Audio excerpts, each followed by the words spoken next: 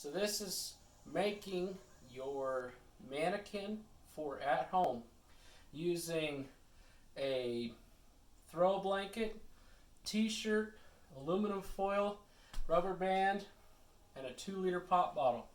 The 2-liter pop bottle gets thrown in here. Tuck that shirt underneath, and this creates the sternum for students to practice CPR on. So they can place their hand placement on the sternum. 1, 2, 3, 4, 5, 6, 7, 8, 9, 10, 11, 12, 13, 14, 15, 16, 17, 18, 19, 20, 21, 22, 23, 24, 25, 26, 28, 29, 30. Then they can move up to the head, practice a little bit of a head tilt chin lift, and then move back to the chest.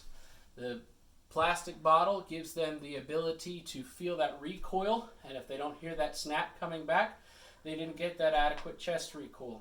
If you look over here at our adult mannequin, this is our child, you can do the same thing. Take the same 2-liter bottle of pop, come in here, you can see we made quite a big abdomen, and just shove it right on in there. Find the sternum. 1, 2, 3, 4, 5, 6, 7, 8, 9, 10, 11, 12, 13, 14, 15, so on. So you get the point.